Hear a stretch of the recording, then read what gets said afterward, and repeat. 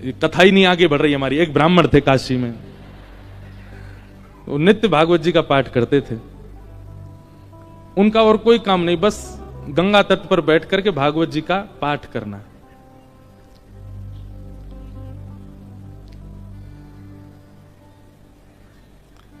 धीमे धीमे उनकी आयु बढ़ने लगी। एक दिन परिवार के सब लोगों ने कहा, भैया ये कोई इनका काम धंधा शुरू करा दो, पूरे दिन पाठ करते रहते हैं भागवत जी का। और पाठ भी किसी व्यक्ति के लिए नहीं, अगर कोई उनको दक्षिणा भी देता था कि पंडित जी हमारे यहां पाठ कर दो, तो उसके यहां पाठ करते थे, वो उसका पाठ, फिर उसके बाद अपना पाठ अलग करते, अपने लिए करते थे। उसके पीछे उनकी कोई कामना नहीं थी, निष्काम भाव से करते थे, नित्य पाठ करते। एक दिन घर के लोगों ने सबने कहा कि इनका ब्याह कर दो, ये करते धरते तो कुछ है नहीं, पूरे दिन पाठ में ही लगे रहते हैं, इनका ब्याह कर दो, पत्नी घर आएगी, अकल ठिकाने आ जाएगी। और सब घर के लोगों ने वो ब्राह्मण देवता का ब्याह कर दिया। पत्नी आ गई। कुछ दिन बाद पत्नी को भी पता लगने लगा कि ये कोई काम धंधा नहीं करते हैं, पूरे दिन केवल भागवत जी का पाठ करते हैं। बहुत प्रयास किया, लेकिन उसके बाद वो भी हार गई कि ये करेंगे नहीं, कहीं काम नहीं कर सकते, ये तो भागवत जी में ही लगे रहेंगे। तो आपत्तिकालीन गृहिणी परीक्षा, हमारे शास्त्र आज्ञा करते हैं कि घर में आई हुई आपत्ति के समय घर की गृहिणी की परीक्षा होती है। क्षमा कीजिएगा, घर में आई हुई आपत्ति के समय यदि गृहिणी ही हाथ खड़े कर दे तो फिर आपको ब्रह्मा भी नहीं बचा सकते। लेकिन घर में यदि कोई आपत्ति आ जाए और घर की नारी, घर की गृहिणी, यदि वो अपना बल साध ले, वो ना टूटे, वो ना विचलित हो, चिंता मत कीजिएगा, आप उस संकट के सागर से निकल जाओगे। ये वेद प्रमाण है, ये शास्त्र प्रमाण बात है। इसलिए माताएं बहनों को एक बात हम कहें कि पति के ऊपर, बच्चों के ऊपर, परिवार के ऊपर कितने भी संकट आए, बाकी समय आप भले कितने भी आंसू बहाओ, लेकिन घर में आए हुए संकट के समय आप बस थोड़ा सा मजबूत हो जाइए, आपकी मजबूती से पूरा घर संभल जाएगा। आपत्तिकालीन गृहिणी परीक्षा।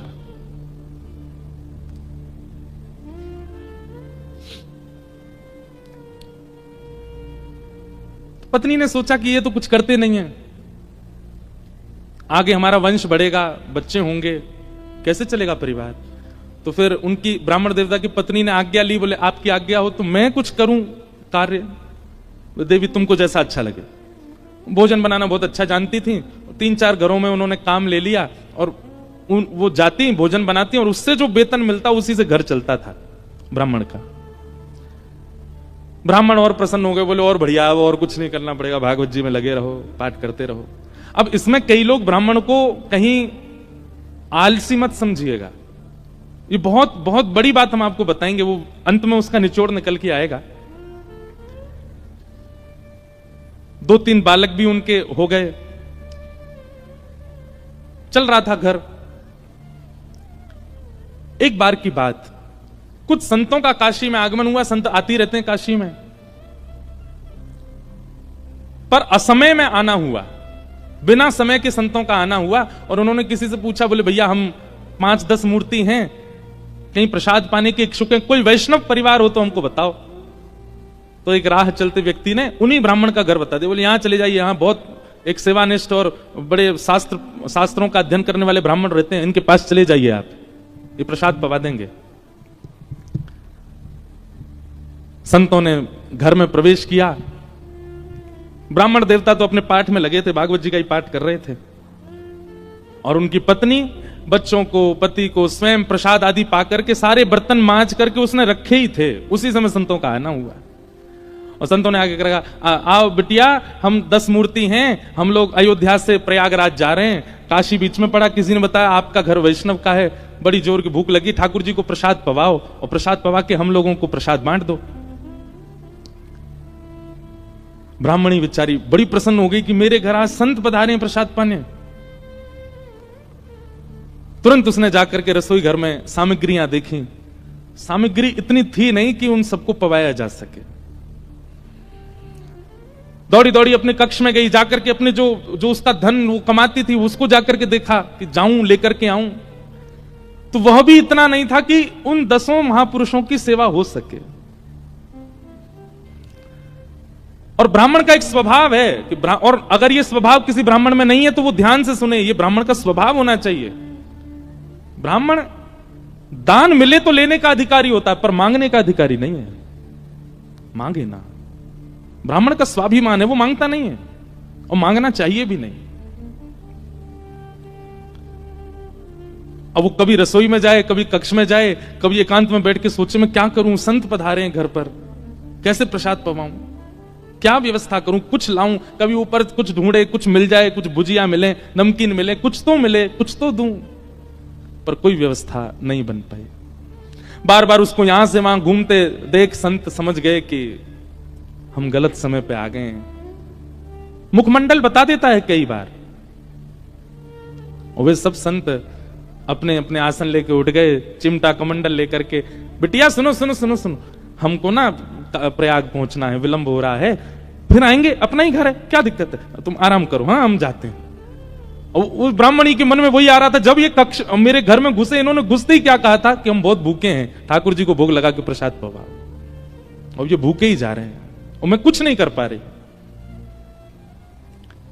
नेत्र सजल हो गए उसके, अत्यंत पीड़ा में आ गई।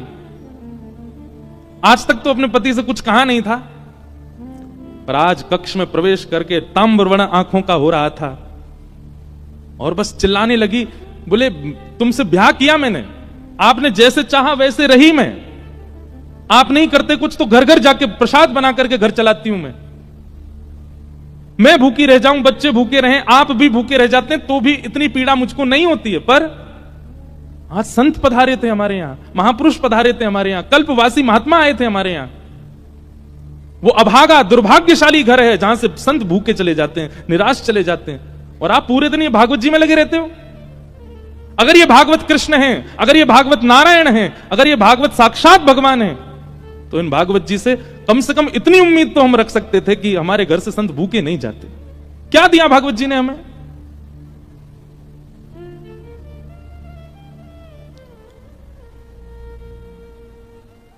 ब्राह्मण बोले देखो तुम मुझे कुछ भी कह लो, पर तुम जानती नहीं हो ये साक्षात कृष्ण हैं। मैं क्यों बचपन से आज तक भागवत जी के उन्हीं 18,000 श्लोकों का मुझे कृष्ण दिखते हैं, मुझे लीला दिखती है, मुझे श्यामा शाम का नित्य विहार दिखता है भागवत जी में, इनके विषय में कुछ मत कहो। ब्राह्मणी को और गुस्सा आ गया, भागवत जी की पोथी उठा करके और ब्राह्मण की गोद में पटक दी, बोले सुनिए ये उठाइए भागवत जी और निकलिए, मैं अपना घर चला लूंगी, अपने बच्चों को पाल लूंगी, आप जिस समय भागवत जी को त्यागने का संकल्प ले लें तब लौट करके आइएगा। ब्राह्मण के नेत्र सजल हो गए, हृदय से लगा लिया भागवत जी को, निकल पड़े, घर से निकल गए और गंगा जी के तट पर जाकर के खूब रोए, खूब रुदन किया। हे भागवत महापुराण, हे साक्षात शब्द में कृष्ण, मेरी अभागा पत्नी है, वो आपके रूप स्वरूप को भी पहचानती नहीं है, पर हे करुणा निधान आप कृपा करो।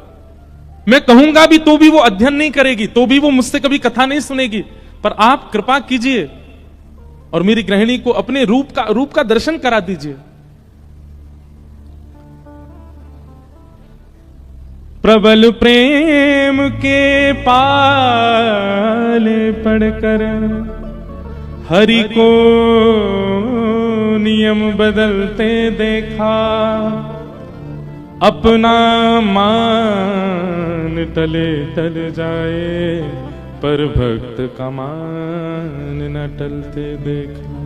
हमारे ब्रज के श्री बिंदु जी महाराज, उनका ये भाव है, प्रबल प्रेम के पाले पढ़कर हरि को नियम बदलते देखा, अपना मान टले टल जाए पर भक्त का मान न टलते देखा।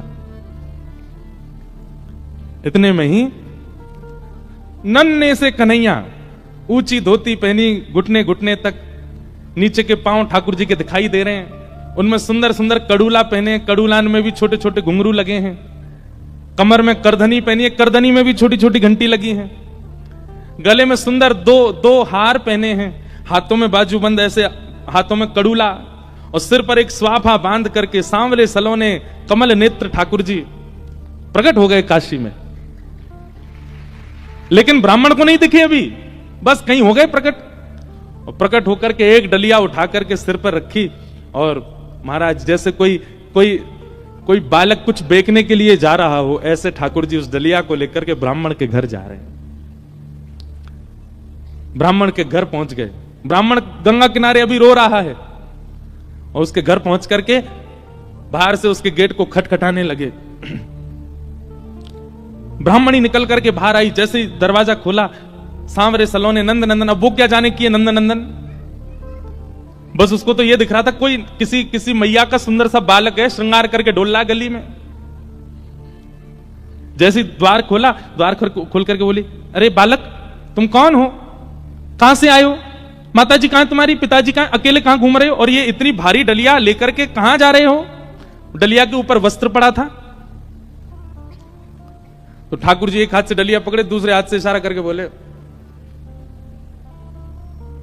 मानो इशारा कर रहे हैं हम गूंगे हैं, बोलना नहीं जानते। अच्छा गूंगे हो।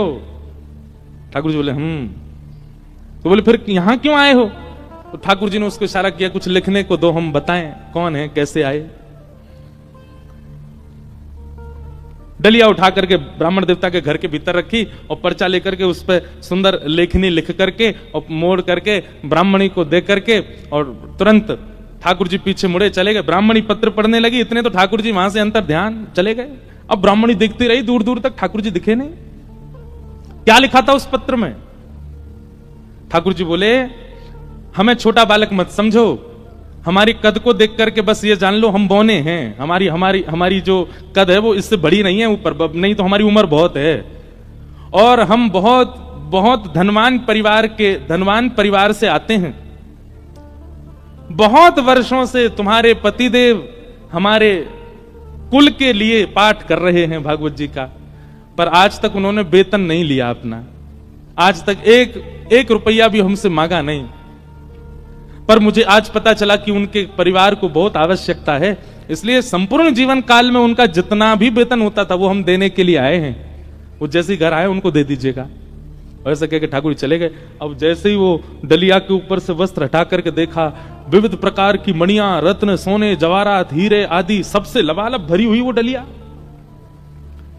ब्राह्मणी मनी मन सोचने लगी, मैंने भी बेवजह डांटा, बिन बताए पाठ कर रहे थे यहां पर, और मुझे लगता तो था कि ये पाठ करते हैं, इसके पीछे कोई कारण नहीं, कुछ मिलता नहीं इनको, कुछ फिर भी लगे रहते हैं, पर ये तो बड़े गोपनीय हैं, मुझे बिन बताए किसी परिवार के लिए कर रहे थे।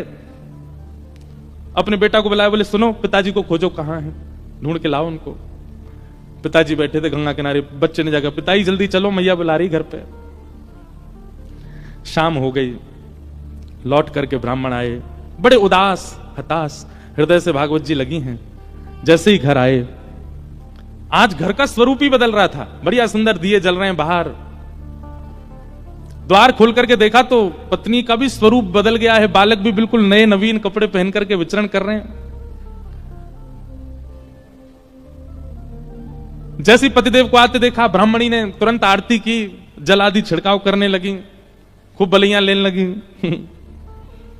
पतिदेव बोले, ब्याह के बाद पहली बार इतना हमारा पूजन हुआ है, ऐसा क्या हो गया जो इतना पूज रही हैं हमको।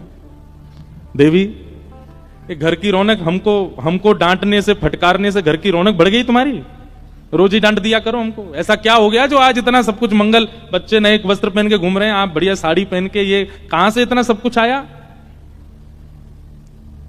हाथ पकड़ के बोली, आज तुम्हारी चोरी पकड़ी गई है ना, वहीं से मिला ये सब कुछ। ब्राह्मण देवता बोले, मेरी कौन सी चोरी। बोले चलो दिखाती हूं। भीतर जाके कक्ष में बिस्तर पर ही सब रत्न पड़े थे। ब्राह्मण बोले, देवी ये कहां से आया इतना सब कुछ।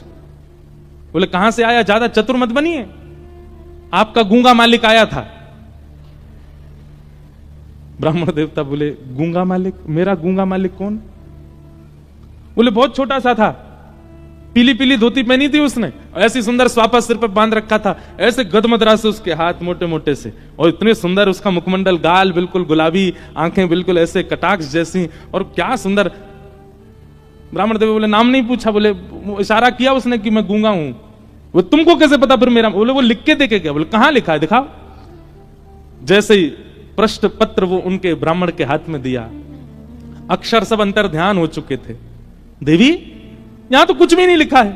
ब्राह्मण बोले दिखाओ। ब्राह्मणी ने देखा तो वहां कुछ भी नहीं था। ब्राह्मणी ब्राह्मण को देखे, ब्राह्मण ब्राह्मणी को देखे, बोले ये हुआ क्या है? ब्राह्मण ने कहा सही से बताओ रूप कैसा था? बोले श्याम वर्ण था, कमल नेत्र थे, अधर बड़े मधुर थे, हस्तकमल और सर्वांगीण अंग ऐसा था कि मैं अभी तक भी उस छवि को भूल नहीं पा रही हूं। एक अद्भुत सी सुगंधी आ रही थी जब वे आए थे घर पर, और बहुत देर तक तो मैं उनके रूप का ही चिंतन करती रही। ब्राह्मण देव ज्यों ज्यों रूप का वर्णन सुने त्यों त्यों नेत्रों से आंसू गिरते जाएं। तुरंत भागवत जी को खोला और खोल करके दसम स्कंद के वेणु गीत के श्लोक को उद्धृत करना प्रारंभ किया और पत्नी से कहा मैं एक श्लोक में श्लोक की व्याख्या करूंगा, बताना ऐसा ही रूप था क्या? कि वरहा पीड़म नटवर वपु कर्णयो कर्णकारम विभ्रदवासः कनक कपिसं वै जयंतीं चमाला रंध्रान वेणु अधर सुधया पूरयन् गोप वृंदै वृंदारण्यं स्वपदरमणं प्राविशद गीति कीर्ति। उन्होंने एक ही कान में कुंडल पहना था, एक ही कान में कन्नेर का पुष्प लगा था। ब्राह्मणी बोली हाँ हाँ, एक कान में कन्नेर का पुष्प था, गले में 2 स्वर्ण की माल और उसके साथ एक वैजंती माला थी। ब्राह्मणी बोली हाँ, उनके गले में वैजंती माला भी थी। पीतांबरी ऐसी चमक रही थी मानो सूर्य को भी लज्जा हो जाए। बोले हाँ, ऐसी ही उनकी पीतांबरी थी। नेत्र बंद हो रहे हैं और खुल रहे हैं। ये बंद होना खुलना, इसमें ऐसा लगता था कि मानो जैसे हम कहीं खो जाएंगे, हम कहीं डूब जाएंगे इनकी रूप माधुरी में। बोले हाँ, ऐसा ही रूप था। ब्राह्मण तुरंत चरणों में गिर गए। देवी वो कोई और नहीं, साक्षात योगेश्वर कृष्ण आए थे, साक्षात वृंदावन चंद्र श्री ठाकुर जी आए थे। और वे तुमसे कह के गए कि मैंने बाल्यकाल से उनके घर के लिए पाठ किया। वो इसलिए कह के गए क्योंकि मैंने पाठ निष्काम भाव से किया, आज तक किसी कामना से नहीं किया। और निष्काम पाठ, निष्काम सेवा ठाकुर जी की लगती है, वो ठाकुर जी की ही हो जाती है। मेरे जीवन भर का पाठ का जो भी मूल्य होना चाहिए था, वो मूल्य देने के लिए ठाकुर जी आए थे। जगत मजूरी देते हैं क्यों राखे भगवान। ठाकुर जी भी मजदूरी देते हैं सबकी, जो जैसी सेवा करता वैसी मजदूरी मिलती है उसको। ब्राह्मण आनंदित हो गए और उसी काल से वो ब्राह्मणी भी जीवन यापन के लिए कार्य तो करती, पर भागवत जी की साधिका हो गई और नित्य भागवत जी का पाठ करने लगी। भागवत कोई ग्रंथ नहीं है, कोई किताब नहीं है, कोई पोथी नहीं है। और एक बात कह दूं तो कोई अतिशयोक्ति नहीं, पुराण से ऊंचा हमें शब्द मिला नहीं, इसलिए हम पुराण कहते हैं। श्रीमद् भागवत सचल श्री कृष्ण है, साक्षात कृष्ण है। आपको शायद राधा रमण जी के मंदिर में श्री कृष्ण की प्रतिमूर्ति, श्री कृष्ण का भाव का अनुभव ना हो, पर कथा में हो जाएगा। आपको शायद कभी वृंदावन में वो अनुभव ना हो जो कथा में हो जाएगा। क्यों? कथा में सचल शब्द के रूप में श्री कृष्ण विचरण करते हैं। ऐसी भागवत जी को हम बारंबार प्रणाम करते हैं, वंदन करते हैं। बोलो भागवत महापुराण की। ऐसी भागवत जी। इसलिए एक एक शब्द, एक एक भाव बहुत ध्यानपूर्वक सुनना है कथा का, क्योंकि श्री कृष्ण है। कल हम लोगों ने महात्म की चर्चा सुनी। आइए आज से प्रथम स्कंद में हम लोग प्रवेश करते हैं। जन्माद्यस्य तोन्मयादितरतः चार्थे स्वविज्ञस्वराट् तेने ब्रह्म हृदय आदि कवये मुह्यन्ति सूरयः तेजो वारि मृदां यथा विनिमयो यत्र त्रिशर्गो मृषा धाम्ना स्वेन सदा निरस्तकुहकं सत्यं परम धीमहि। सत्यम परम धीमहि। जो लोग उठ गए हैं वो धीमे धीमे आगे आ जाओ, ऐसे आओ कि किसी को पता भी नहीं चले, खिसक के ही आगे आ जाओ, उठ के मत आओ। भागवत जी का पहला श्लोक, जन्माद्यस्य यतोऽन्वयाद् इतरतश्चार्थे स्वविज्ञस्वराट्। ऐसे हल्ला करके मत आओ भैया, धीमे धीमे खिसक के ही आ जाओ। और जो कार्यकर्ता भी वो भी सबको बैठे बैठे ही आगे आने को बोल दो। जन्माद्यस्य यतोऽन्वयादितरतः, सावधानी से सुनो सब लोग। वेद व्यास जी महाराज ने भागवत जी की रचना में प्रथम श्लोक जकार से प्रारंभ किया, ज शब्द से प्रारंभ किया। हमारे व्याकरण में ऐसा कहते हैं कि जकार जो है ये दग्धाक्षर है। संस्कृत के विद्वान यदि किसी शुभ स्तुति का प्रारंभ करते हैं तो ज शब्द पहले नहीं बोलते, क्योंकि ज शब्द जो है, ऐसा नहीं है कि नहीं बोलते, पर ज शब्द को दग्धाक्षर कहा। दग्धाक्षर मतलब लिखने वाला, बोलने वाला, कहने वाले का हृदय पीड़ा में होगा तो वो ज ही बोलेगा पहले, दग्धाक्षर। भागवत जी में गोपियों ने गोपी गीत गाया। कितने लोगों को गोपी गीत याद है सागर में? वाह भैया, 5000 लोगों में 5 हाथ उठे। अब भागवत जी हो गई हैं आपके सागर में, अब हमको कुछ दक्षिणा दीजिएगा। दक्षिणा के रूप में यही दीजिए कि नित्य गोपी गीत का पाठ प्रारंभ कर दीजिए और गोपी गीत याद कीजिए। अब देखो कब याद करोगे, जीवन निकलता जा रहा है आप लोगों का। कई लोग तो बिल्कुल बिल्कुल बाउंड्री पे ही खड़े हैं। वैसे तो एक बात देखी जाए, बाउंड्री पर हर व्यक्ति खड़ा है, हर व्यक्ति बाउंड्री पर, कब उसका अंत हो जाए कोई जानता है क्या? इसलिए भैया जीवन में अब तक आपने सब करके देख लिया, गुलाब जामुन खा के देख लिया, रसगुल्ला खा के देख लिया, जलेबी खा के देख लें, और आपके सागर की कोई प्रसिद्ध मिठाई हो तो वो भी खा के देख लें, मध्य प्रदेश का कुछ प्रसिद्ध हो तो वो भी खा के देख लिया। अमरूद की चटनी बनती है ना यहाँ पे, हैं? देखो हमें पता है, खिलाई नहीं है अभी तक किसी ने, बस पता है। हम आए हैं दमोह, दमोह में कथा हुई थी कुछ वर्ष पहले, वो आयोजक भी आए हैं आज बेचारे कथा में, जो दमोह में कथा कराए थे। तो आपने सब कुछ करके देख लिया, आपने भोग भोग के देख लिए, रोग रोग के देख लिए, योग योग के देख लिए, सब कुछ करके देख लिया। अब बच्चा कुछ जीवन में ब्रजवासी आयो है आपके नगर में, या की बात मान के देख लो, गोपी गीत याद कीजिए और नित्य गोपी गीत अपने घर के ठाकुर जी को सुनाओ। नहीं तो यहां अगर आपका आने का क्रम नित्य है, बालाजी को सुनाओ गोपी गीत। गोपी गीत का प्रारंभ भी जयति तेधिकम ज से ही होता है। क्यों? क्योंकि ठाकुर जी अंतर ध्यान हो गए हैं और उस समय में गोपियां विरही होकर के ठाकुर जी को पुकार रही हैं, इसलिए ज शब्द से प्रारंभ हुआ गोपी गीत का भी। श्रीमद् भागवत जी का प्रारंभ ज शब्द से हुआ, जन्माद्यस्य यतो। और तो सुनो, हम सबका प्रारंभ जा शब्द से हुआ, जन्म, हम सबका भी जन्म हुआ है। इसका मतलब हम सब भी कहीं ना कहीं दग्ध हृदय वाले, हम सब भी पीड़ित हैं, और निश्चित है पीड़ित हैं इसलिए तो जन्म हुआ। अगर पीड़ित नहीं होते तो वैकुंठ में होते। हमारे कोई पूर्व के कर्म, पूर्व के दुष्कर्म शेष रह गए हैं जो हमें भोगने हैं, पूर्व के पुण्य कर्म रह गए हैं जो हमको भोगने हैं, उसके लिए तो हम आए हैं पृथ्वी पर। इसका मतलब पीड़ित ही है हमारी आत्मा, इसलिए हमारे प्रादुर्भाव को जन्म कहा गया।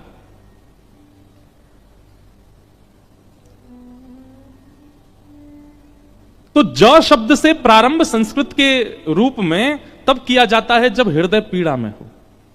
भागवत जी का प्रारंभ जकार से हुआ, हमारा प्रारंभ जकार से हुआ, गोपी गीत का प्रारंभ जकार से हुआ। हमारे वृंदावन में जाके पूरी दुनिया भी जकार ही कहती है, जय जय श्री राधे, सब जय ज से ही प्रारंभ करते हैं। इसीलिए पीड़ित है हृदय हमारा, और हम नहीं जानते होंगे, हमारी आत्मा जानती है। जन्म से हमारा प्रारंभ हुआ है, जन्म से ही भागवत जी का प्रारंभ हुआ है। भागवत जी का पहला शब्द ही जन्म है, जन्माद्यस्य यतोऽन्वयादितरतश्चार्थे स्वविज्ञस्वराट्। बहुत कठिन श्लोक है, मैं जितनी व्याख्या हो सकेगी करूंगा। जन्म से हमारा प्रारंभ, जन्म से ही भागवत जी का प्रारंभ। पर हमारा अंत हमको पता है, हमारा अंत क्या है? मृत्यु। क्या है? क्या है? मृत्यु। पर हमारा अंत मृत्यु नहीं होना चाहिए। हमारा विश्राम कहां होना चाहिए?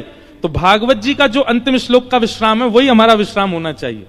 जब भागवत जी के पहले श्लोक का पहला शब्द हमारा प्रारंभ है, तो भागवत जी के अंतिम श्लोक का अंतिम शब्द हमारा विश्राम होना चाहिए। और विश्राम, अंतिम श्लोक क्या भागवत जी का? नाम संकीर्तनम यस्य सर्व पाप प्रणाशनो प्रणामो दुख समनस्तम नमामि हरिम परम। अंतिम शब्द क्या है? हरिम परम। क्या है? हरिम परम। हमारा विश्राम मृत्यु नहीं है, हमारा विश्राम अर्थी नहीं है, हमारा विश्राम चिता नहीं है, हमारा विश्राम हरिम परम, हरि परमात्मा के श्री चरण, वही हमारा विश्राम। वहां हमारा इतरवंश महाप्रभु बैठे हैं मंच पर, इनका विश्राम हरिम परम, श्री राधा वल्लभ जी के चरण। स्वामी श्री हरदास जी विराज रहे हैं, आपका विश्राम हरिम परम। यहां श्रीमद वल्लभाचार्य जी, इनका विश्राम हरिम परम। भक्तिमती मीराबाई, उनका विश्राम हरिम परम। गोस्वामी तुलसीदास जी महाराज, उनका विश्राम हरिम परम। कालिदास का विश्राम हरिम परम। हमारा विश्राम शमशान घाट। हमारा विश्राम हरिम परम क्यों नहीं है? आज लिख लीजिए, कथा सुनने का, कुंभ स्नान करने का, नाम जप करने का, तिलक लगाने का, संत जनों को प्रणाम करने का, पुण्य करने का एक ही उद्देश्य है, हरिम परम, हरिम परम की प्राप्ति होना। आपके उद्देश्य अनेक रहे हैं। कभी आपका उद्देश्य बहुत अच्छे कॉलेज में पढ़ने का था, कभी बहुत अच्छे स्कूल में जाने का था, बहुत धन कमाने का था, कोई गाड़ी खरीदने का था, किसी कन्या से ब्याह करने का था, किसी पुरुष से ब्याह करने का था, किसी पदवी को प्राप्त करने का था। पर अब आप कथा में बैठे हो और नियमित 7 दिन का संकल्प लेके बैठे हो, तो आपका उद्देश्य बाकी सब किनारे, हरिम परम, हरिम परम। और उस हरिम परम को प्राप्त करने के लिए जो जो आवे, चाहे उसके लिए मुझे अच्छी यूनिवर्सिटी में पढ़ना पड़े, अच्छे कॉलेज में जाना पड़े, खूब धन कमाना पड़े, अच्छा घर बनाना पड़े, पर सबके पीछे उद्देश्य क्या होना चाहिए? हरिम परम। यही कथा का उद्देश्य। महापुरुष हुए, वो वशिष्ठ कुल गोत्रीय थे, और वशिष्ठ जी राम जी के गुरु जी। तो जब वो वशिष्ठ कुल में हुए तो एक दिन सोचने लगे, मेरा गोत्र वशिष्ठ है, इस नाते से तो मैं राम जी का गुरु हुआ, क्योंकि मैं वशिष्ठ जी का वंशज हूं।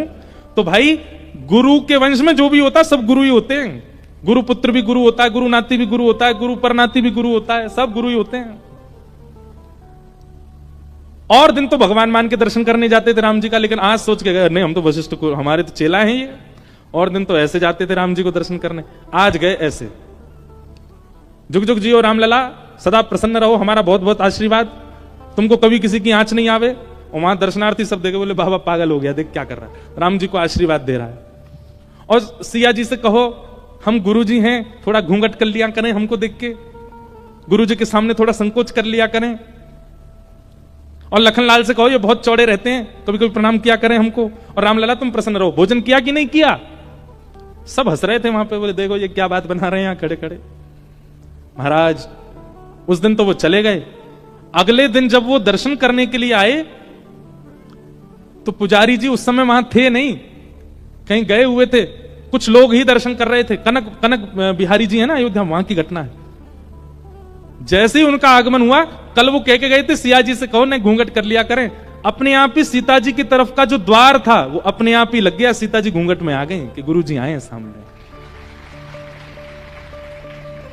उनके नेत्र सजल हो गए। पुजारी जी को देखो, बेचारी बहू घूंघट कर रही है हमसे, देखो कैसे आगे पडला कर लिया है।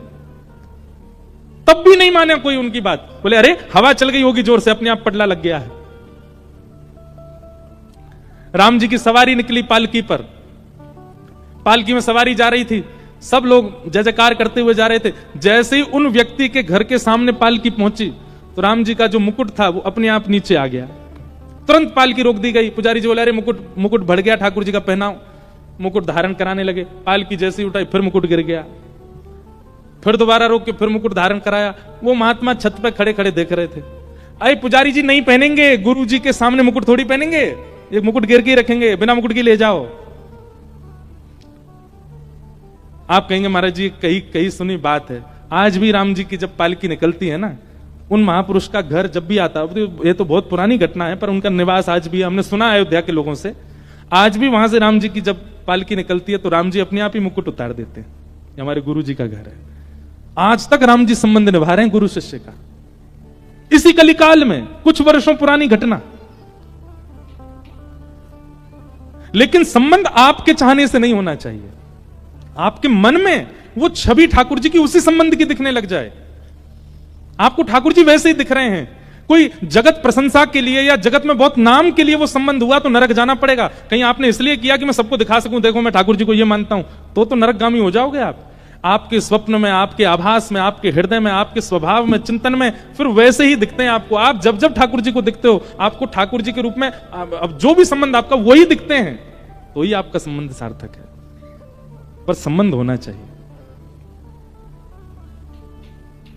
वैद्यम वास्तवमत्र वस्तु शिवदम, भागवत जी संबंध कराती है ठाकुर जी से। और जब तक संबंध के रूप में ठाकुर जी ना दिखें, केवल परमात्मा दिख रहे हैं, कथा सुनते रहिए, सुनते रहिए। एक दिन तो आएगा ठाकुर जी अपने आप ही स्वप्न में या स्वभाव में या मन में अपना संबंध बता देंगे कि मैं आपको इस रूप में मिलूंगा, और फिर वही रूप ठाकुर जी का स्वीकार करो। मित्र के रूप में हूं, गुरु के रूप में हूं, प्रियतम के रूप में हूं, जिस रूप में भी चाहें।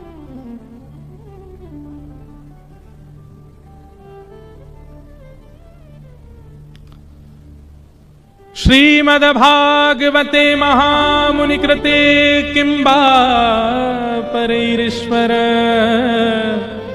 सद्यो हृद्यवरुध्यते त्रिकृतुभिः शुश्रूषुभिस्तत्क्षणात्। एक हमारे ब्रज में मदन मोहन जी का मंदिर था।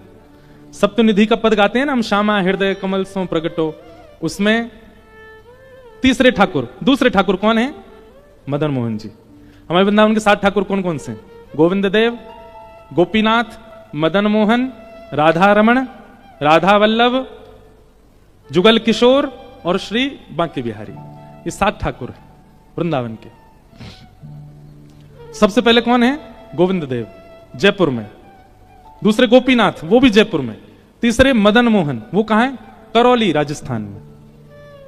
ये सब मुगलों के बाद और कई कारणों से 4 ठाकुर हमारे ब्रज से बाहर गए। गोविंद देव, गोपीनाथ, मदन मोहन और आपके पन्ना में विराजमान जुगल किशोर। तो मदन मोहन जी के एक परम उपासक थे, उनका नाम था काले खां। क्या नाम था? काले खां। मुस्लिम थे। बड़ी अच्छी कथा उनकी। काले खां के विषय में वर्णन आता है कि काले खां जो थे वो करौली, राजस्थान में रहते थे, और वो मंदिर नहीं जाते थे, केवल घर चलाने के लिए काम ढूंढा था उन्होंने। और उनको काम क्या मिला था? झाड़ू लगाने का। मंदिर में झाड़ू लगाते थे, मंदिर में नित्य झाड़ू लगाते। और कभी दर्शन करते नहीं थे मदन मोहन जी का, बस उनका काम था बाहर की पूरी सफाई साफ सुथरी कर देना, आदि आदि ऐसा काम। एक दिन राजभोग आरती हो रही थी मदन मोहन जी की, और काले खां ऐसे झाड़ू लगा करके और बस झाड़ू रख करके जा रहे थे, और राजभोग आरती की भीड़ लगी थी। तो काले खां के मन में आज पता नहीं क्या आया, उसने कही इतने सालों से मैं यहां पे झाड़ू लगा रहा हूं, एक बार देखूं तो सही है मंदिर का देवता है कैसा।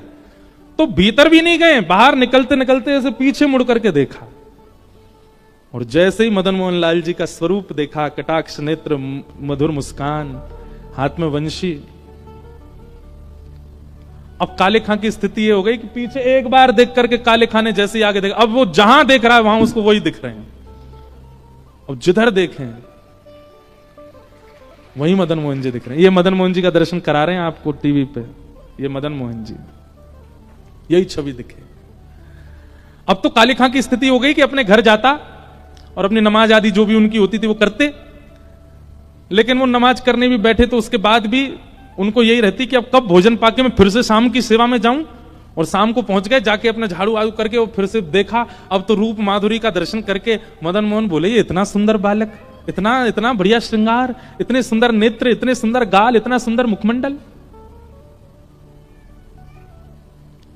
अब तो मदन मोहन जी को लत लग गई, काले खां को लत लग गई मदन मोहन जी की। और मैं गलत नहीं बोला, मैंने सही बोला, मदन मोहन जी को लत लगी है काले खां को देखने की। भैया अगर हम जब दर्शन करते हैं, हम तो 2-2 घंटा देखते रहते हैं, तो भी हमको कोई फर्क नहीं पड़ता।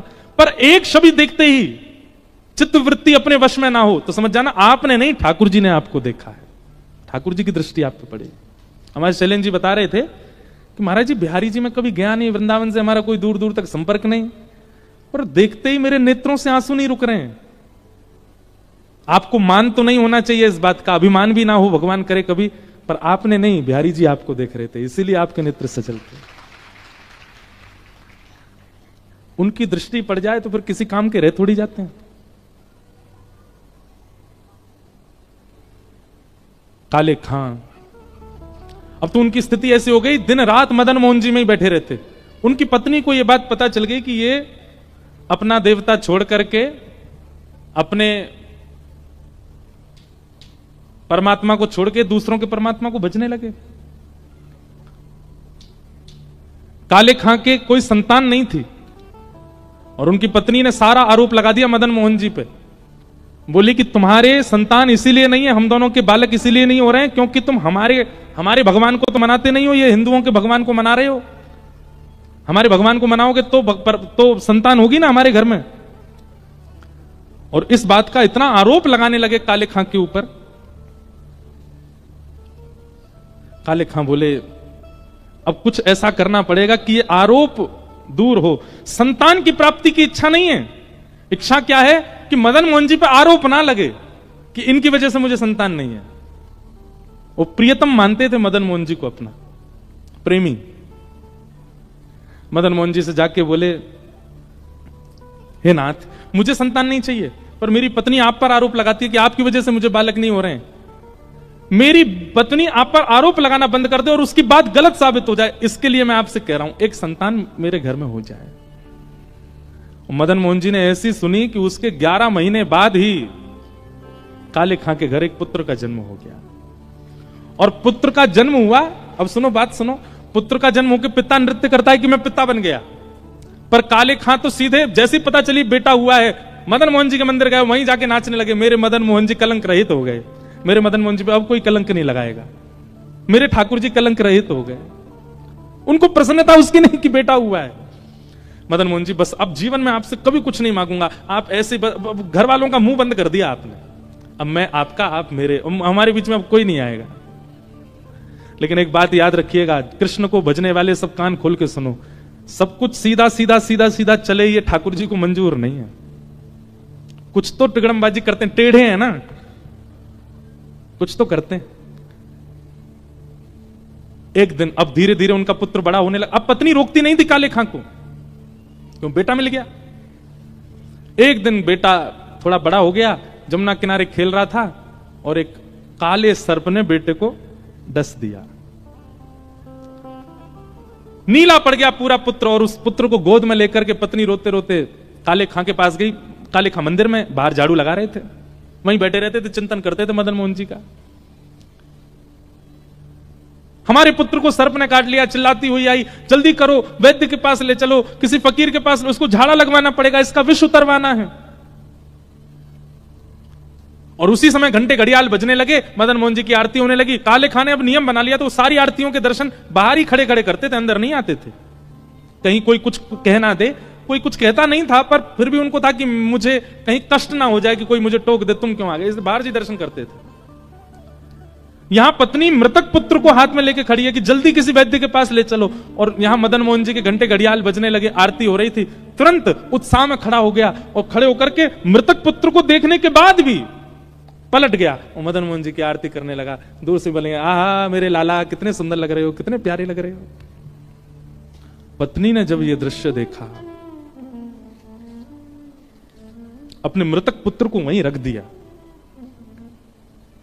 और अपने पति से लड़ने लगी। बोले कि तुम किस नरक में जाओगे, कि क्या गति होगी तुम्हारी, तुम अपने अपने परमात्मा को छोड़ दूसरों के परमात्मा को भजते हो, और वो भी इस स्थिति में, तुम्हारा बालक मरा पड़ा है सामने। यदि आज ये बालक जीवित नहीं हुआ, तुमसे तो कुछ नहीं कहूंगी मैं भी अपने प्राण यहीं त्याग दूंगी, और मेरा और तुम्हारे पुत्र दोनों के मरने का सारा आरोप लगेगा इस मदन मोहन लाल को।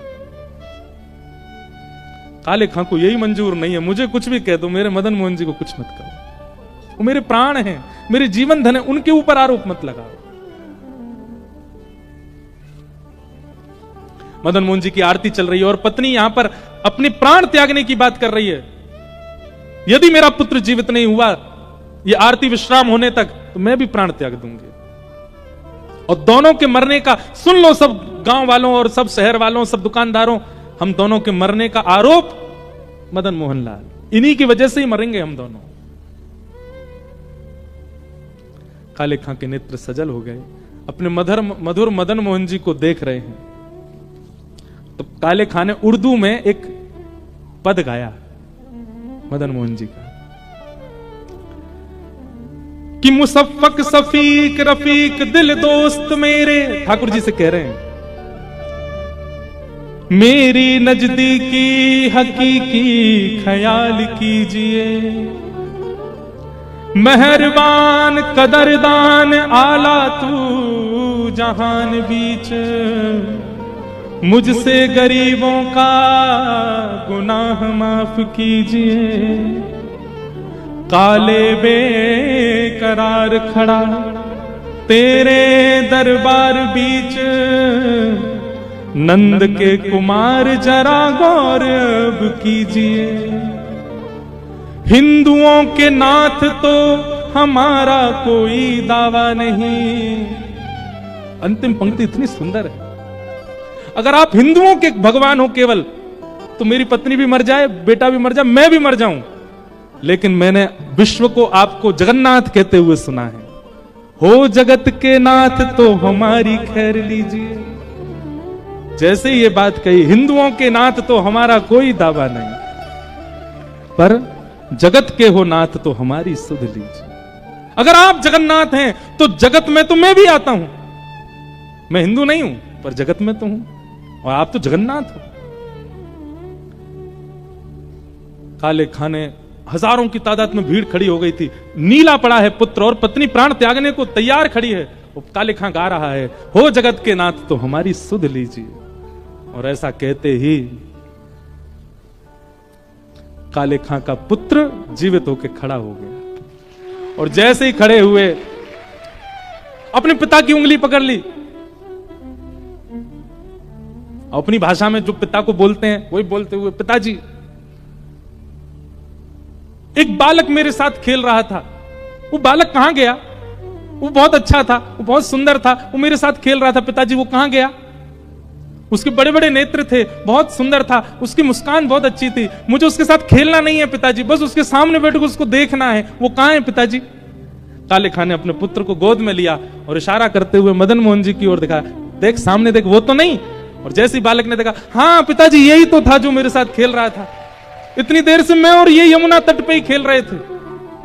उसी दिन काले खां की पत्नी, उनकी बेगम और उनके पुत्र तीनों और पूरा वंश मदन मोहन जी के दरबार के सेवक बन गए। आज भी मदन मोहन जी में आरती होती है, आरती के बाद ये गाया जाता है। मदन मोहन जी के बाद एक शब्द और गाते हैं वहां पे, करौली राजस्थान में, कारे के बेटा को जब कारे ने खायो, कारे के बेटा को जब कारे ने खायो, तो कारे की कविता सुन बेटा जिवायो है। कारे के बेटा को कारे ने खायो, तो कारे की कविता सुन कारे ने जिवायो है। ऐसी श्रीमद् भागवत की कथा जो ठाकुर जी से संबंध व्यवस्थित कराती हैं, उनके आश्रय में हम आप सब लोग हैं। आप लोग बहुत समय से आ जाते हैं, 3 बजे ही आप लोग आकर के 2:30 बजे ही बैठ जाते हैं, हमें ही थोड़ा 15-20 मिनट ऊपर हो जाता है, पर कल से हम और समय से आएंगे ताकि आप लोगों को समय से ही कथा का क्रम व्यवस्थित हो सके। भागवत जी के 3 मंगलाचरण हैं, 2 हो गए, एक और गा करके फिर हम कथा को विराम देंगे। निगम कल्प तरोर गलितम फलम सुख मुखादमृत द्रव संयुतम पिबत भागवतम रसमालयम मुहुर्हो रसिका भुवि भावुका। बहुत सावधानी से बैठ जाओ सब लोग। वेद रूपी कल्प वृक्ष का पका हुआ फल है। अब ये तो देखो दिक्कत ही हो जाती है, आप सब खड़े हो जाओ तो इसका मतलब कथा विश्राम ही कर दो है। अब हम तो कल से फिर संकीर्तन लास्ट में ही गाएंगे, अब बीच में हमको कुछ याद आवे तो नहीं गावे, क्यों? क्योंकि आप तो खड़े हो जाओगे तो फिर तो चले ही जाओगे। लेकिन ऐसा मत करो, हमारा मन अगर कभी ज्यादा कथा कहने का हो जाए तो एक बार बैठ के देख लिया करो कि विश्राम कर रहे हैं कि नहीं। निगम कल्प तरोर गलितम फलम सुख मुखादम तद्रव संयुतम। वेद रूपी कल्प वृक्ष का पका हुआ फल है श्रीमद् भागवत। अगर आप भागवत जी का आश्रय लेते हैं तो समस्त वेदों का आश्रय अपने आप हो जाता है, क्योंकि सब वेदों का सार भागवत में विद्यमान है। सारम सारम समद्वितम। और भागवत की कथा सुनने का विषय नहीं है, पिबत भागवतम रसमालयम, कथा पीने का है। आप कहोगे महाराज जी कानों से कथा कैसे पिए? और कानों से जिस वस्तु का श्रवण किया जाता उसके प्रति पिबत शब्द क्यों लिखा है? यही तो बात है। संसारी बातें सुनी जाती हैं, संसार के भाव सुने जाते हैं, संसारी चर्चाएं सुनी जाती हैं, पर सत्संग सुना नहीं जाता, पिया जाता है। अब आप कहोगे पीने सुनने में ये अंतर बताइए। अंतर केवल इतना है, आप केवल बात सुनते हैं तो श्रवण माना जाएगा, पर सुनकर के उस बात को तुरंत जीवन में लागू करते हैं तो वो पिया माना जाएगा। आपने उस बात को पिया, उस भाव को पिया। हमने आपसे कहा कि आप प्याज खाना बंद कर दीजिए, और उसी समय आपने उस बात को लागू मान करके अपनी जीव का विचार नहीं किया कि टेस्ट नहीं आएगा आदि आदि, आपने तुरंत बंद कर दिया। तो आपने हमारी बात सुनी नहीं है, हमारी बात को पिया है। इसीलिए यहां कहा गया संपूर्ण भागवत की कथा को पिबत भागवतम, भागवत को सुनो नहीं, पियो। एवं वैष्णवों की वाणी, कथाकारों की वाणी, संत जनों की वाणी, उसको सुनो मत, पियो।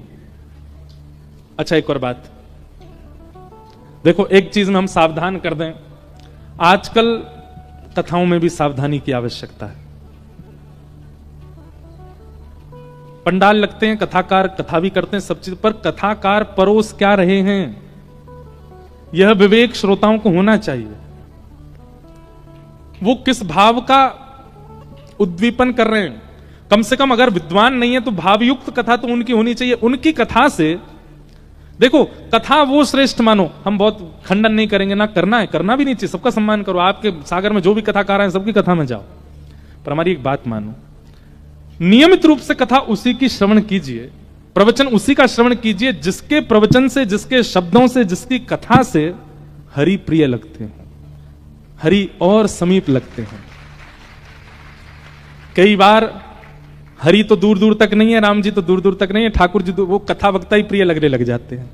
जय बढ़िया है, जय ओ वाह महाराज। नहीं, ऐसा नहीं करना है। कथाकारों को बहुत बड़ी जिम्मेवारी दी है ठाकुर जी ने, वो कथाकार संभालेंगे अपने आप। आप लोगों को क्या संभालना है? आपके नगर में कोई भी कथाकार है, आप सबकी कथा में जाओ, सबको प्रणाम करो, पर नियमित रूप से सुनने का यदि आपका नियम बने तो सबको सुनकर के चिंतन करो किसकी वाणी में आपको अधिक ठाकुर जी के प्रति समीपता का अनुभव हुआ, किसकी वाणी से आपको धाम के प्रति समीपता का अनुभव हुआ, किसकी वाणी से आपको ठाकुर जी की लीला और ठाकुर जी के सुंदर भावों का दृश्य दिखने लग गया। उस लीला को, उसी वक्ता के चरण पकड़ लो। वो वक्ता आपके लिए ही भेजे हैं ठाकुर जी ने, हजारों वक्ता। और जिनको ठाकुर जी से कोई मतलब नहीं है, भगवान से मिलने की कोई इच्छा ही नहीं है, तो फिर उनके लिए भी उनके जैसे कथाकार हैं। तो उसमें भी सावधानी रखनी। हमारा तो यही मत है कि कथा से हरि प्रिय लगने चाहिए, हरि के जन प्रिय लगने चाहिए, हरि का धाम प्रिय लगना चाहिए। ऐसे कथाकारों के भाव सुनो, ऐसे महात्माओं के प्रवचन सुनो। हमारे भारत में संतों के प्रवचनों की कोई कमी है? और आज तो इतना आधुनिक समय आ गया है कि आप सब लोग ऑनलाइन बैठ के सब सुनते रहो, अपने जीवन को सार्थक बनाते रहो। एक से एक महापुरुष हैं, अपने यहां बैठे बैठे ही प्रवचन उनके प्राप्त हो जाते हैं, उनके भाव प्राप्त हो जाते हैं। और एक बात और बताएं आपको, ये जादू नहीं है, कोई चमत्कार नहीं है, वास्तविकता है। आप कभी भी किसी कथा को सुनते हैं, चाहे यूट्यूब पे क्यों नहीं सुनते हो, चाहे सन्मुख बैठ के क्यों नहीं सुनते हो, आप प्रश्न सोच के सुना कीजिए कथा। कोई भी एक प्रश्न मन में सोच लीजिए। हाँ, वो प्रश्न ये नहीं होना चाहिए कि मेरा ब्याह कब होएगा, ये प्रश्न ये नहीं होनी चाहिए हमारे बालक कब होंगे, प्रश्न ये नहीं होनी चाहिए हमारा व्यापार कैसे चलेगा, प्रश्न ये नहीं होना चाहिए करोड़ों का मुनाफा कब होगा, ये सब नहीं। हमको टिकट कब मिलेगी हम कब चुनाव लड़ेंगे, ये सारे प्रश्न आपके चित्त में नहीं होने चाहिए। इनका तो प्रश्न का उत्तर मिलेगा ही नहीं, ये तो आउट ऑफ सिलेबस जा रहे हो आप लोग।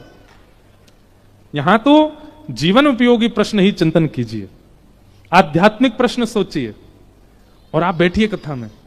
आप आश्चर्य करेंगे, आपके प्रश्न का उत्तर बिना पूछे आपको प्राप्त होगा। कथा के प्रवाह में बोलते बोलते वक्ता आपके प्रश्न का उत्तर दे देगा, क्योंकि यहां वक्ता तो आपको दिख रहा है कि कोई व्यक्ति बैठ करके बोल रहा है, पर नहीं, स्वयं श्री ठाकुर जी उसके मुख से बुलवाते हैं और सामने वाले श्रोताओं के मनस्थ भाव ही प्रकट करवाते हैं वक्ता के मुख से।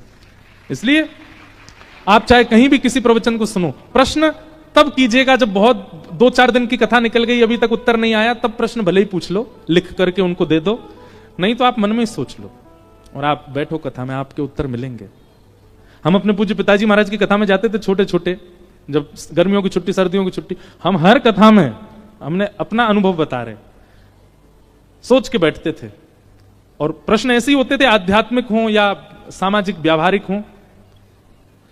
और पिताजी महाराज की कथा में हमने उनसे कहा भी नहीं, वो फिर भी कथा कहते कहते उत्तर मिल जाता था। तब से हमारा और विश्वास व्यासपीठ की तरफ वैसे तो प्रगाढ़ है ही, और ज्यादा हो गया कि ये तो अद्भुत, ये सामान्य किसी व्यक्ति का आसन नहीं है, साक्षात ठाकुर जी का आसन। तो पिबत भागवतम रसमालयम, संत जनों की वाणी को सुनो नहीं, पियो। एक घाटम दास नाम के व्यक्ति थे, क्या नाम था उनका? घाटम दास। बस इस कथा को कहकर विराम देते हैं। हाँ, हमारी पूछो तो हम तो कहते रहेंगे, हम तो शांति नहीं होंगे, पर हमें आपकी चिंताएं दूर दूर है ना, घर सबके, रात भी हो गई है। तो एक घाटम दास नाम के एक भक्त थे, भक्त नहीं थे, चोर थे। कौन थे? चोर। जयपुर के पास में एक पहाड़ी रास्ता था, वहां उनका गढ़ था। और ऐसे वैसे चोर नहीं थे, पुश्तैनी चोर। उनके पिताजी भी चोर थे, उनके दादाजी भी चोर थे, उनके परदादा भी चोर थे, परदादा चोर थे, परंपरा से चोर थे। उनके गांव में भी सबको पता था कि कौन है परंपरा से चोर है। वो शादी ब्याहों में भी जाते थे, ये हमारे गांव का पारंपरिक चोर है। ऐसे चोर थे। वो समय होते थे, पुराने समय में ऐसे लोग भी होते थे। वो गुलाब जामुन उड़ा रहा है, वो हमारे यहाँ का पारंपरिक चोर है, वो चोरी सी चलता उसका घर। तो घाटम दास जी एक दिन बैठे थे, रात्रि का समय, राह से निकलने वालों को लूटते थे। उस दिन गलती से राह से एक महात्मा निकल रहे थे। महात्मा को जैसे देखा, घाटम दास जी ने पहले तो मार्ग रोका, बोले जो भी कुछ है तुम्हारे पास सब निकालो। महात्मा जी ने कहा भैया हम तो महात्मा हैं, हमारे पास तो कुछ नहीं है, हमारे पास तो एक ही वस्तु है बेटा, तू प्रणाम कर, आशीर्वाद देंगे, वो भरा पड़ा है हमें, वही दे सकते हैं। घाटम दास जी को थोड़ी दया सी आ गई, अरे महात्मा का क्या हम हरण करें। बोले आप महात्मा हैं, आपको हम छोड़ देते हैं, आप चले जाओ। महात्मा बोले देखो हमसे टकराए हो तो निश्चित है अर्धरात्रि में मेरा यहां से निकलना, तुम्हारा चोरी करना और हम दोनों का मिलना, ये संयोग है, ये ठाकुर जी ने करवाया है। इसलिए तुम कुछ पूछो, हम तुमको कुछ देके जाना तो चाहते हैं, अब मिले हैं तो थोड़ा सत्संग हो जाए। घाटम दास जी बोले ऐसी कृपा कर दो कि मेरी चोरी कभी बंद ना हो, इस मार्ग से एक धनवान निकलते रहे, मैं सबको लूटा करूं, मेरे घर में कभी, मेरा बेटा भी अभी अंडर ट्रेनिंग है। महात्मा जी बोले देखो ये तो तुम्हारी इच्छा है, पर संत जन कभी कभी अपनी तरफ से प्रसाद देते हैं, हम अपनी तरफ से दे रहे हैं। बोले क्या? पहले तो महात्मा जी ने कहा चोरी छोड़ दो। बोले ये तो हो ही नहीं सकता, ये तो हमारे रक्त में है महाराज, ये तो परंपरा से हम चोर हैं, ये कैसे छोड़ सकते हैं? आपके लिए ये काम पाप होगा, मेरे लिए तो ये धर्म है। मैं तो चोरी करने के बाद में जिसकी मैंने चोरी करी है उसको प्रणाम करके जाता हूं कि वो मेरा दानदाता है, उसने मुझको दिया, मेरा घर चलेगा उससे, ये तो मेरा परंपरागत है महाराज, मैं कैसे छोड़ सकता हूं? तो महात्मा बोले ठीक है, तो फिर तीन बात हमारी मानो। क्या? पहली बात, कभी भी झूठ नहीं बोलोगे। चोरी करो, तुम अब चोरी करो, हम तुमको छूट दे रहे हैं, पर हमारी 3 बात मानो। क्या? पहली बात, कभी झूठ नहीं बोलोगे, नहीं बोलेंगे। जो भी वस्तु लोगे, जो भी वस्तु जीवन में आएगी, घर में आएगी, पहले ठाकुर जी को निवेदित करोगे, तब अपने प्रयोग में लोगे। घाटम दास बोले जी। और तीसरा काम, राह में चलते हुए कभी कोई संत मिल जाए, कभी ठाकुर जी का मंदिर दिख जाए, कोई आश्रम दिख जाए, कितनी भी जल्दी में होगे, 2 मिनट रुक करके प्रणाम करोगे, वंदन करोगे, परिक्रमा करोगे, तभी आगे बढ़ोगे। ये 3 काम तुम अपने जीवन भर करते रहना। बस ये तीन बात हमारी मान लो, हम मान लेंगे कि हमारा तुम्हारा मिलना सार्थक हुआ। घाटम दास जी बोले इसमें मेरा कोई घाटा नहीं है, मैं तीनों करूंगा, आज के बाद सत्य बोलूंगा, जो भी वस्तु जीवन में लाऊंगा ठाकुर जी को निवेदित करूंगा, और मार्ग में कोई भी भगवत स्थान मिलेगा उसको प्रणाम करूंगा, परिक्रमा करूंगा, तभी आगे बढ़ूंगा, चाहे कितनी भी जल्दी में हूं। महात्मा बोले बस ये कर दो, ठीक है। अभी हेलीकॉप्टर मत देखना, सब इधर देखो, कथा सुनो मेरी ध्यान से। हमने तो कही थी कोई कथा कीर्तन में उड़ा दी हो भैया, नहीं तो सब यही को देखेंगे। अभी हम कीर्तन गाएंगे तब उड़ा देना, अभी बैठा लो इसको, लैंड कर दो। इधर देखो सब लोग, क्या सुना रहे थे हम? 3 बातें घाटम दास को बताई महात्मा ने। देखो महात्मा की बात को, किसी महत् पुरुष की बात को, किसी सज्जन की बात को बस मान लो, उसी से कल्याण हो जाता है। घाटम दास जी बढ़िया नियम का पालन करने लगे जो गुरुजी ने बताया। धीमे धीमे धीमे घाटम दास की खूब चोरी होने लगी, महाराज बड़े बड़े उसने लूट लिए, और वो इसमें मानता था मेरे गुरु की कृपा है। एक दिन उसने खोजे वो महात्मा कहां हैं और उनका आश्रम ढूंढ लिया। अब तो घाटम दास क्या करता, साल भर की कमाई में से दशांश अपने गुरुजी के यहां दे आता। भंडारा करो गुरुजी, मंदिर बनवा दो, बढ़िया, आपकी कृपा से सब बढ़िया चल रहा है। लेकिन गुरु कृपा कभी तो होनी थी। एक दिन घाटम दास ने सोचा, मुझे रोज चोरी करनी पड़ती है, तब भरपाई होती है। कोई ऐसी चोरी हो कि एक बार की चोरी में ही इतना कोटा आ जाए कि मेरी मृत्यु पर्यंत मुझे ना करनी पड़े, और उससे मेरा घर भी चल जाए, गुरुजी के आश्रम में भी कुछ ना कुछ दान दक्षिणा होती रहे। तो घाटम ने सोचा कि आज तक मैंने सेठ साहूकार लूटे हैं, आज अपने नगर के राजा को लूटूं। और कैसे लूटूं? बोले राजा का इतने सारे घोड़े हैं, उनमें से सबसे सुंदर एक काला घोड़ा है, एक श्वेत घोड़ा है, सफेद घोड़ा। अगर वो चुरा करके बेच दूंगा तो इतना धन मिलेगा कि मुझे कहीं नहीं जाना पड़ेगा। घाटम दास पहुंच गए चोरी करने राजा के यहां। जैसे ही प्रवेश करने लगे तो द्वारपालों ने रोक दिया। कौन हो? घाटम दास। क्या करने आए हो? बोले चोरी करने आए हैं। झूठ तो बोलता नहीं है। तो उसने जैसे ही बोला चोरी करने आए हैं, तो द्वारपाल एक दूसरे का मुख देखने लगे। तो दूसरा द्वारपाल बोला उससे, ये जरूर राजा का कोई गुप्तचर है, हमने रोक दिया तो बुरा मान के बोल रहा चोरी करने आया हूं। बुरा लग गया इसको, हमारी बात बुरी हमने रोक दिया, इसको बुरा लग गया। अरे भैया बुरा नहीं मानो, जाओ जाओ भीतर जाओ। आप बुरा क्यों मान रहे हैं? जाइए भीतर, आप राजा के गुप्तचर हैं। भीतर गए। भीतर जाकर के अश्वालय जहां पे सब घोड़े बंधे थे, वहां से सफेद घोड़ा निकाला, उस पर बैठ गए। घोड़े पे बैठ के बाहर आए तो द्वारपालों ने फिर देखा और देख करके बोले भैया क्या किया अंदर? बोले घोड़ा की चोरी करी, और चोरी करके अब जा रहे हैं, इसको जाके बेच देंगे, उससे धन मिलेगा, उससे घर चलाएंगे। अरे भैया तुम बुरा नहीं मानो ना, जाओ। आप इतना बुरा क्यों मान जाते हो? आप इतना क्रोध क्यों? जाइए जाइए आप। घाटम दास मनी मन सोच, जय हो गुरु जी, बड़ी कृपा आपकी, सत्य बोलने का क्या फल मिल रहा हमको। घाटम दास निकल गए घोड़ा लेके। सुबह सुबह 4-5 बजे का समय होगा। थोड़ी देर बाद राजा उठा। राजा उठते ही आखेट को वन में जाने का उसका मन हुआ। तुरंत वो अश्वालय में गया। वहां जाकर के उसने अपने प्रिय घोड़े को ढूंढा, नहीं मिला। सबको हल्ला किया, मेरा घोड़ा कहां गया यहां से। बात घूमते घूमते द्वारपालों पे पहुंची। सब द्वारपाल बोले महाराज आपका गुप्तचर आया था ना, वही लेके चला गया। बोले मेरा गुप्तचर? मेरा कोई गुप्तचर नहीं, मैं तो सो के अभी उठा हूं, हाथ मुंह धो के आखेट को वन में जा रहा हूं। अरे महाराज एक व्यक्ति आया था और उसने आके हमसे कहा था हम चोरी करने आए। मैंने कहा भाई चोर इतना सत्य थोड़ी बोलेगा चोरी करने आए। और वो घोड़े पे बैठ के गया, बोला मैं जाऊंगा, बेचूंगा, धन कमा के घर वालों को दूंगा। वही लेके गया। पकड़ो, पीछा करो उसका, जहां भी मिले उसको बांध लो, पकड़ के लाओ। घाटम दास जी तुरंत घोड़ा भगा रहे थे। बोले जल्दी घर पहुंचूं, पीछे सैनिक पड़ेंगे अभी। और पीछे सैनिक पड़ ही गए थे। इतने में ही घाटम दास जी को एक राम जी का मंदिर दिखा। गुरु जी की दूसरी आज्ञा क्या थी? कभी भी कोई मंदिर, देवालय, आश्रम दिखे तो रुकना है, चाहे कितनी भी जल्दी में हो। और इस समय घाटम दास का रुकना घातक है, लेकिन फिर भी गुरु आज्ञा मान के रोक गए। घोड़ा बाहर बांध दिया, भीतर चले गए, राम जी को प्रणाम किया, परिक्रमा करी। उसमें भी जल्दीबाजी नहीं, भाव से, गुरु जी की जैसी आज्ञा थी। महाराज अच्छा हाँ, एक आज्ञा तो हमने बताई नहीं। जो भी सामग्री लेते थे ठाकुर जी को निवेदित करते थे। तो राम जैसे वो घोड़ा चुराया, घोड़ा चुराते ही सबसे पहले उसका स्पर्श करके, हे राम जी ये आपका है, इसको स्वीकार करो। राम जी को निवेदित करके तब चोरी करता था। तो राम जी को निवेदन करने के कारण और गुरु आज्ञा मानने के कारण राम जी इतने रीझ गए उससे कि बाहर जो अश्व खड़ा था वो था सफेद, पर जब तक सैनिक आए वो पूरा काला पड़ चुका था। सैनिकों ने अश्व को देखा, अश्व की कद काठी और उसका रूप देख करके बोले ये है तो हमारे राजा का ही, पर ये काला सा कैसे हो गया। तभी भीतर देखा तो घाटम दास। द्वारपालों ने कहा यही है, यही चुरा के ले गया था। घाटम दास को पकड़ के बोले क्यों भैया ये घोड़ा तुमने चुराया? बोले जी मैंने चुराया। कहां से चुराया? बोले आपके अश्वालय से चुराया। बोले ये तो श्वेत था, ये काला कैसे हो गया? बोले ये मुझे नहीं पता, पर जब ये मिला था तो मैंने बस ठाकुर जी को निवेदित कर दिया। ठाकुर जी को निवेदित करने के बाद ये काला कब पड़ा, अब ये मुझे नहीं पता। अब भैया ये तुम्हारे राजा का थोड़ी, अब तो राम जी का हो गया। अब राम जी को जैसा घोड़ा प्रिय लगता होगा वैसा बन गया, उनको सांवला प्रिय होगा इसलिए सांवला बन गया। सैनिक बोले क्या उठपटांग बातें करता है, इसको पकड़ के ले चलो राजा के पास। राजा के पास ले गए। राजा अपना घोड़ा देख के हैरान, बोले ये काला कैसे हो गया, ये मेरा घोड़ा नहीं है। अब घाटम कह रहा नहीं नहीं ये आपके यहां का ही घोड़ा है, पर आपका नहीं है, अब ये राम जी का हो गया। अभी राम जी का है और उनकी प्रसादी मैं स्वीकार कर रहा हूं।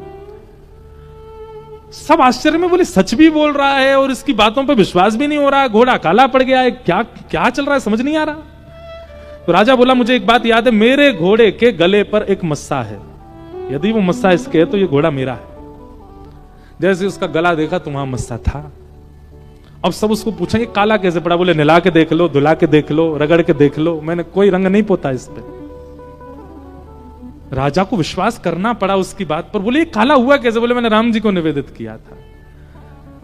उनकी बात सुनकर के राजा इतना प्रसन्न हो गए कि राजा ने घाटम दास जी की गुरु आज्ञा पर प्रसन्न होकर के रीझ करके, और राजा ने उनसे कहा देखिए महाराज आप भली चोर हैं पर मैं आज आपको एक ऑफर दे रहा हूं अपनी तरफ से। क्या, इस राज्य की गुरु पदवी खाली, आप हमारे गुरु बन जाओ, हमारे राज्य गुरु हो जाओ।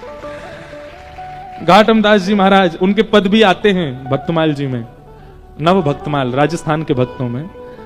तो घाटम दास जी महाराज इतना रोए, बोले मैंने चोरी नहीं छोड़ी और चोरी के साथ साथ केवल गुरु आज्ञा का पालन किया और उसका फल मुझे यह मिला कि आज केवल गुरु आज्ञा से मैं एक राजगुरु बन गया।